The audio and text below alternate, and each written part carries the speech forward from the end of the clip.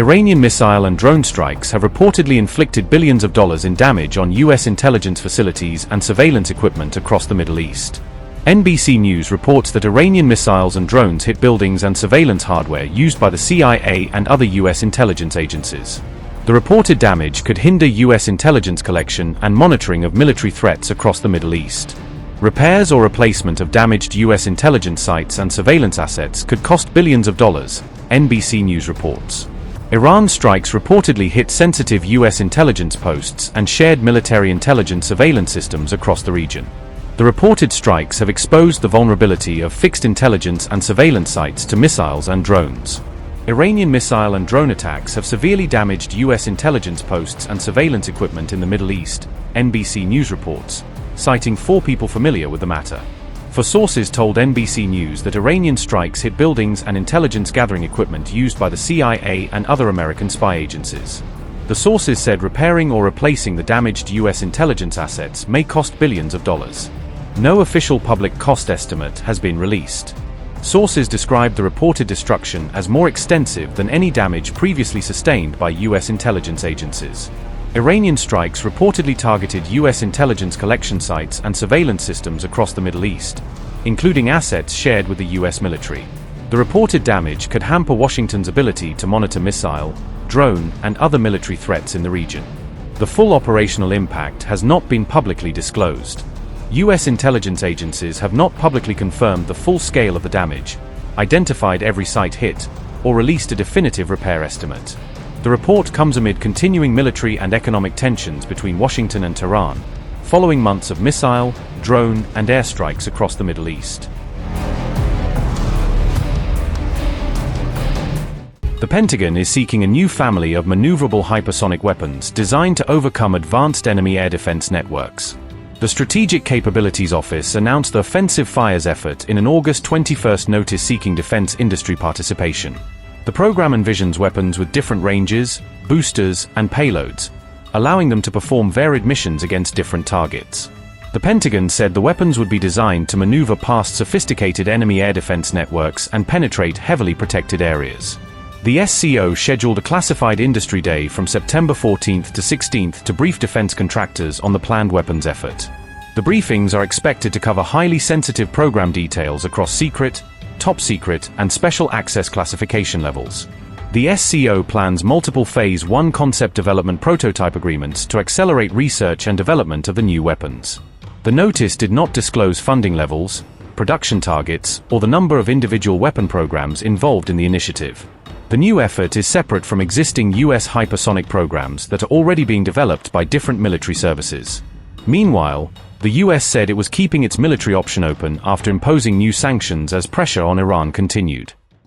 Is emphasizing 2 things: that we're a very different department that's open for business across the country. It's not just the defense industrial base, it's major manufacturers around the country that we want to get in the defense game. When you can do commercial and you can do scale and you can do it well, we need you at the Department of War.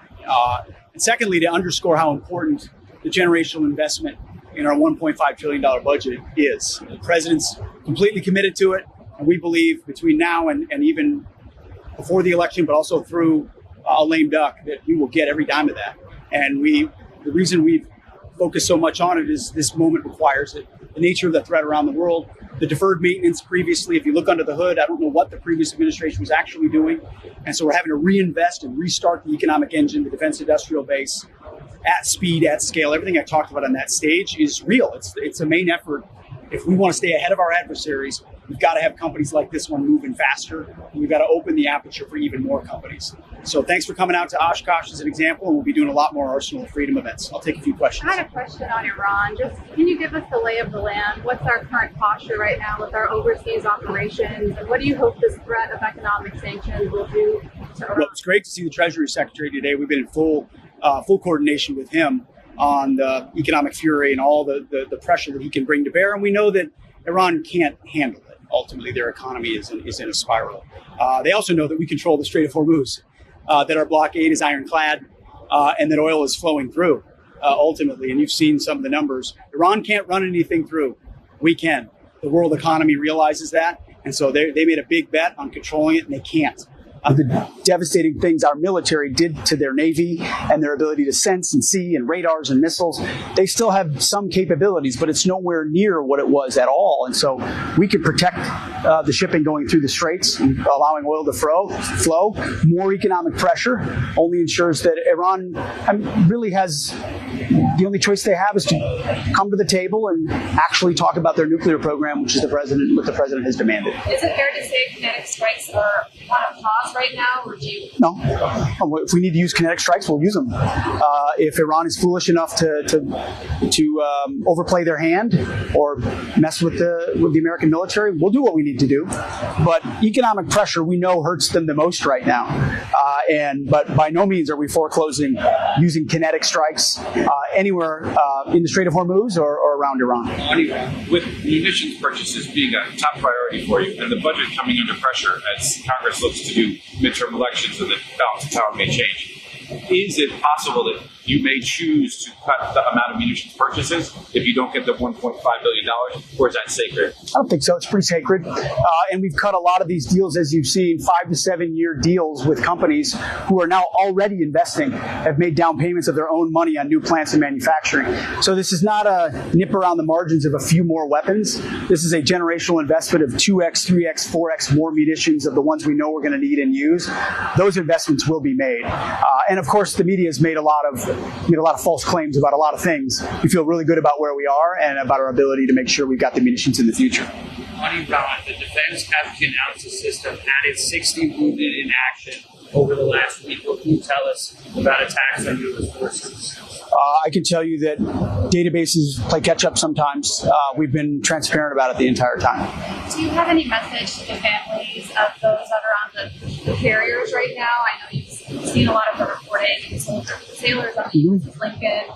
Are you worried about other ships? To the sailors and families of the Lincoln, I say Godspeed on a historic mission. Congratulations, you're on your way home. You've done epic things to secure the American people. And I've had a chance to talk to, in fact, one of the guys on the assembly line's son is coming home. He's on the Lincoln right now. And he affirmed what I've heard time and time again, which is they're really proud of what they've done. It's been a tough deployment. They haven't had as much port visits as anyone would like.